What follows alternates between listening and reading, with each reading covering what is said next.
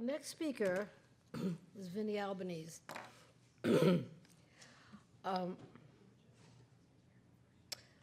Vinny's the epitome of what our country stands for. Should I say that again while you're looking? No, don't go out the door. He believes in hard work of laborers, as well as the protection of the health, the safety, and ecology of our country. There were times that unions and environmentalists seemed to be at odds, but it's with people like Vinny, with a broader vision, that we have learned to work together for a better state and better country. I'm going to take an aside, Vinny, if you don't mind. One reason I have the passion for unionism is that my grandaunt, my grandmother's sister, who was 22 years old, died in the Triangle Shirtwaist Fire. She, for those, I know the young people probably don't know this. It was in 1911, March 25th, not so long ago, 1911, in Manhattan, and there were 146 garment workers who were all immigrants, ages 17 to 23, and they were locked in to work at their stations to make shirtwaist dresses. They locked the doors. There were no sprinklers. There were no thought of fire. And when the fire did start, they were not able to get out. Many jumped, and the rest died from inhalation or from the fire itself. So that has been in my family tradition for so many years. And that was, by the way, that was the real beginning of the labor movement. There was a labor movement before, but it really made the stronghold. Environmentalism has also been a real part of my life, and I've been bifurcated sometimes because environment and labor were at odds.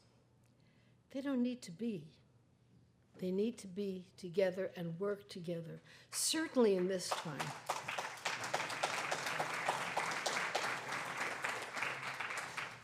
I can't be happier to have Vinny here because I think he embodies this kind of passion that I have. I'm lucky to serve on the New York LCV board with him. As Julie said, she could have had a board meeting from a lot of us because we're all on her board. But his input in the state on this particular issue of environmentalism, as well as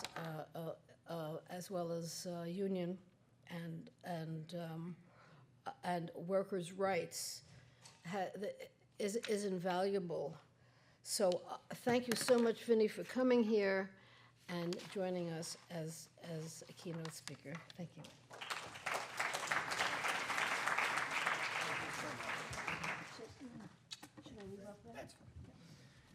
Well, I have never been introduced as the epitome of the country, or I can't wait to tell my wife that tonight. Oh my God. Well, thank you, Rhea. Thank you all for having me here today. You know, I've wanted to attend this symposium for years now, and for one reason or another, it just never worked out. But I'm just so grateful to Rhea and all the organizers for making this happen every year, and for inviting me to participate. I mean, it's so clear when you see this, how valuable of an event this is. And honestly, I mean, I go to so many of these events. This is a really good event. I mean, I think we should all give a round of applause for the organizers and for everyone. The content here was amazing. I mean, really, I'm so impressed and grateful to be here. One other quick aside, Julie had actually just pulled me before. Just now, Sunrise Wind, which is an all-union project, has just put in their first turbine, right? After all the issues we've had with the Trump administration trying to delay this, it's a huge accomplishment. I think it's because of a lot of the advocacy of a lot of people here that ultimately has happened. So I'm sure many of you have no idea who I am or why I might be speaking. But let me start with giving some background. Maybe I should actually start by explaining who the Laborers Union actually is and what it is that we actually do. I mean, I think most people inherently know what a carpenter is or a plumber or an electrician.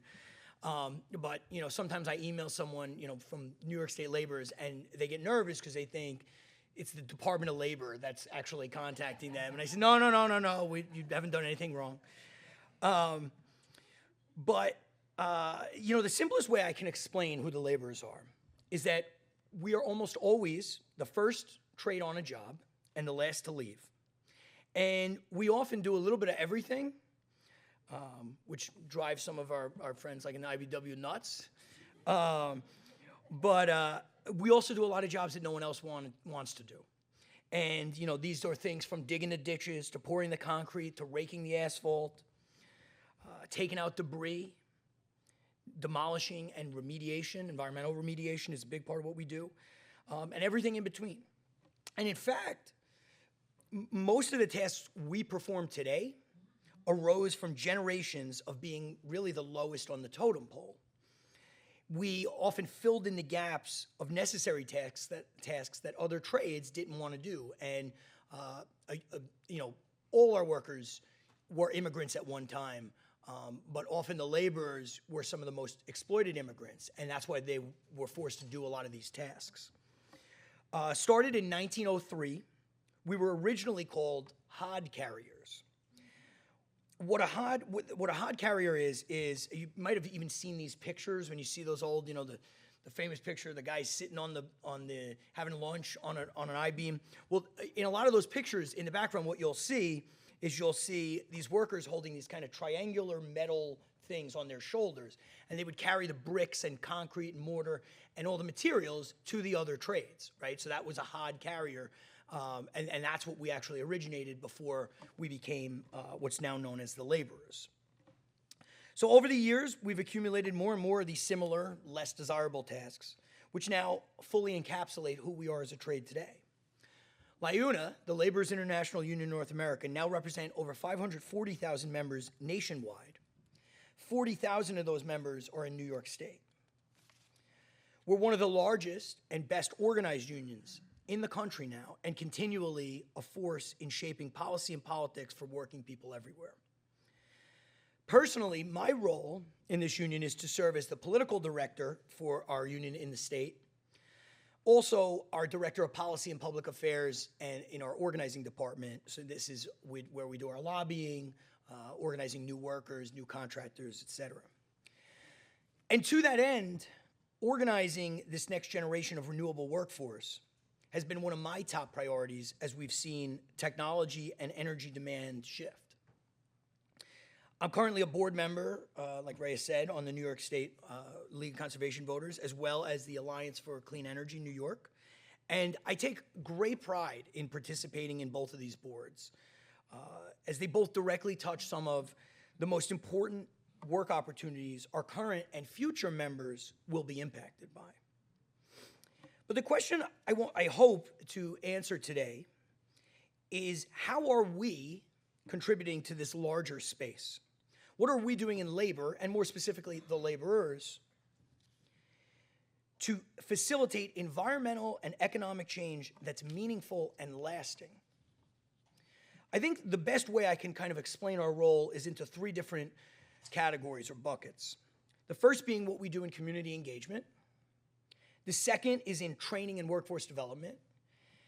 And the third is in project and policy advocacy. So going down the line, what is it we do and need to do to improve upon when it comes to community engagement? What do I mean by this?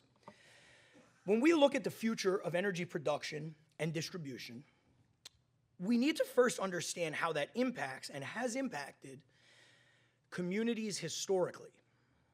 For most of the history of energy production, I think it's fair to say that the places geographically that have had to bear the greatest burden of consequence in local emissions and disruption have been some of the most economically forgotten communities. Now look, there's many reasons for this. We could go into them, but mainly it's really because those communities were the most financially vulnerable and have been in places where it was, quite frankly, the easiest, least resistant, and cheapest to put a lot of these facilities. We're talking about, peaker plants and other, traditional generation facilities. But this moment of transition, enabled by these great technological advances, a lot of them that we heard today, the geothermal, all these things, it gives us a chance to reset fair economic benefits to people that simply just want to make a living. But the only way we can build an energy infrastructure that's both sustainable and less harmful to those that live around it is to build real, lasting trust in those very neighborhoods. This starts with direct and honest conversations at the most basic level about what a community might look like in the future when they embrace these changes.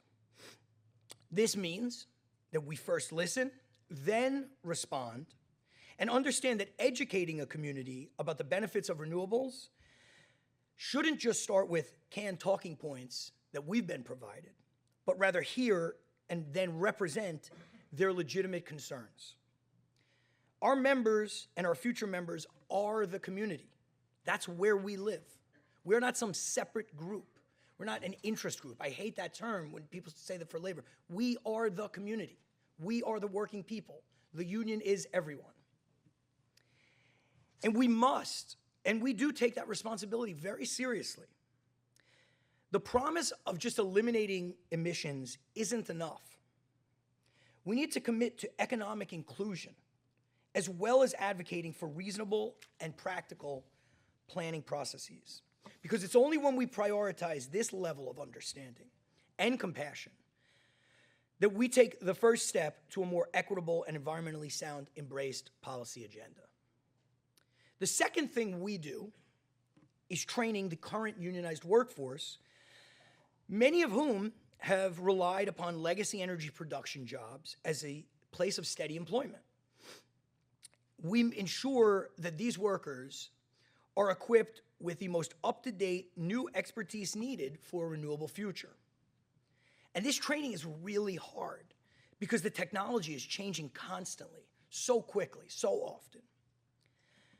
This is why we, as the labor's union, the IBW, the pipe fitters, et cetera, invest millions, tens of millions of dollars in our training facilities all over the state and country to ensure that our members have the most relevant and topical knowledge to perform the new kinds of work that many have not done before.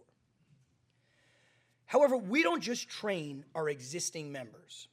Our training programs have had to and have expanded to prepare the next generation of laborers to find careers in renewable opportunities. This means going back to the same communities that we've worked with to build that trust and ensuring that our training programs are accessible. More specifically, this means understanding that the barriers to entry aren't just about being properly trained, but that we are addressing real challenges that regular people face every day. We've secured both private and state money for things like wraparound services for future members joining an apprenticeship program or a pre-apprenticeship program, so that hurdles of transportation, childcare, food insecurity, et cetera, are not just dismissed, but actually addressed. You know, this industry is very unique, the renewable industry, because a lot of these jobs, particularly when we talk about large-scale generation, if you really think about it, where are these jobs going to be? They're going to be further, they're located further away from our more densely populated areas, just because geographically, to build solar farms and wind farms, you need that, that land, right? So that creates, when I mention transportation challenges, childcare challenges. Now, it's not just getting on the subway and going, to your job in a building working, as a mason tender or an electrician. Now you have all sorts of other challenges because this job is just simply going to be located further away from where you live. You can't build a 300 megawatt solar farm in downtown Syracuse. They just don't have the space. But if participating in a project that's an hour away and only accessible by car makes it impossible for a resident, let's say, of downtown Syracuse to work on that project, issues of transportation and childcare need to be addressed. And we are focused, laser focused, on solving that problem. I think anyone who's heard me speak has probably heard this specific refrain over and over again, and it's starting to work, right? Because we've seen grants from NYSERDA and other groups, private entities, private developers that have given grants to address this specific need, and it's helped us make tremendous inroads and progress in recruiting this next generation of laborers. Similarly, if enrolling in one of our pre-apprenticeship programs means that you might have to miss work, right? While you're showing up a couple days a week, you're getting some of these skills. We can't ignore that this poses immense economic challenges for anyone who might otherwise want to sign up. You can't just miss work and not be paid. So another thing we use these grants for is to give stipends so that people, if they do have to miss, wage work or whatever it is they might be doing, that they can still participate in the programs. Sometimes it's as simple as just giving a stipend so that someone has the ability to participate. And that's all we need. I often say that the trades have the facilities to train and prepare the future workforce. Like I said, we have these facilities all over the state. The laborers alone, we have 14 facilities across the state of New York. Some of these facilities are acres and acres wide, large, with all sorts of heavy equipment and solar panels and everything you need to learn how to train. These facilities are built. The IBW has them, the pipe fitters, we all have them. But we constantly hear about, we're going to allocate money towards training. People just say, and we see press releases. And that's great. But why are we reinventing the wheel? The programs exist. Use that money to address the things I just mentioned, right? That is how you can leverage the infrastructure that's there while actually addressing the barriers that real people face. Finally, and frankly, sadly, we've been forced to spend, I would say, a disproportionate amount of our time and resources in making sure that these projects actually get built in the first place. While the state has made really great strides in accelerating some project approvals, we are often called upon to use our political and community clout to convince local electeds and residents to ensure that the projects move forward in the first place. We're no stranger to this type of advocacy. Look, we've done it in transportation, we do it in, building, but it's grown particularly intense with the amount of building we need to do in the renewable space and the amount of projects that are, need to be built and that are currently proposed. I think what makes, though, these specific efforts of advocacy particularly frustrating is that we often find people broadly support renewable energy, just not in their backyard. This emerging brand of resistance, in my opinion, is unacceptable and really untenable if we're going to create the future that we're talking about here today. Look, we've encountered, I think this is also what is some of the most frustrating, we've encountered elected leaders that publicly espouse the virtues of wind and solar. But then when it's in or near their community, they quickly backpedal. At the same time, and I think Anna said this before, we have communities that for ideological reasons, so now this is on the other side, that just have some aversion to wind and solar and renewables. Maybe they're more conservative in some areas. Now all of a sudden are very, very concerned about bird migratory patterns or bat populations or cobalt mining. So that's also very, very frustrating. And I agree with you. We need to, we're not as bad. But Look, this doesn't mean that how and when we build our energy future, we should dismiss legitimate concerns by people who will be most impacted. That's not what I'm saying. But it does mean that we need to collectively hold our decision makers, and we're doing this in the laborers, accountable to commit to a path forward that is in the greatest interest of our society as a collective. Because we need to understand that sacrifice isn't zero sum. So I hope that that gives you little information about who we are, what we do, particularly as it relates to everything we discussed today. You know, these things, these are us in LiUNA. They are us in the trades. We care deeply about the future of working people and the places we live because we are the community. Personally, working on these issues over the past decade or so has been some of the most rewarding advocacy that I've done for our union. I'll continue my efforts in this fight because with every new job we create in the space, it's one more life we can improve because that is the universal benefit of a union career. It's a better life. But the real bonus, though, is that advocating for these jobs also means that we're advocating for a better place that we all desire to live in. Thank you all.